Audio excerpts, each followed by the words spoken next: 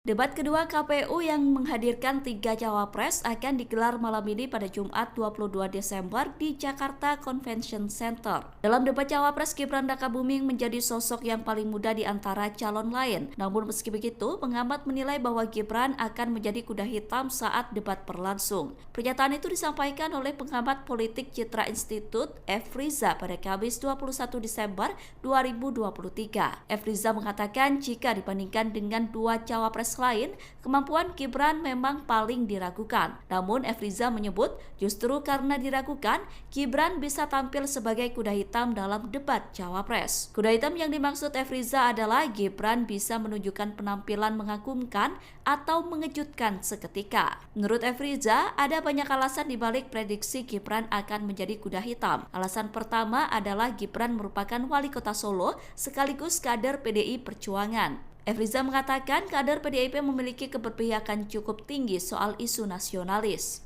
Selain itu, status Gibran sebagai wali kota Solo dinilai bisa membuat dirinya paham isu pengelolaan APBD. Alasan terakhir yang disebut F. Riza adalah Gibran merupakan putra Presiden Joko Widodo. Sehingga terkait isu ekonomi, Gibran dinilai bisa belajar sendiri dari sang ayah. Oleh karena itulah, F. Riza menilai bahwa meskipun kemampuan diragukan, namun Gibran diprediksi bisa berubah menjadi kuda hitam saat debat. Debat kedua KPU yang menghadirkan 3 cawapres akan digelar malam ini pada Jumat 22 Desember di Jakarta Convention Center. Dalam debat cawapres, Gibran Rakabuming menjadi sosok yang paling muda di antara calon lain. Namun meski begitu, pengamat menilai bahwa Gibran akan menjadi kuda hitam saat debat berlangsung. Pernyataan itu disampaikan oleh pengamat politik Citra Institute, F. Riza, pada Kamis 21 Desember 2023. F. Riza mengatakan jika dibandingkan dengan 2 cawapres lain, kemampuan Gibran memang paling diragukan. Namun F. Riza menyebut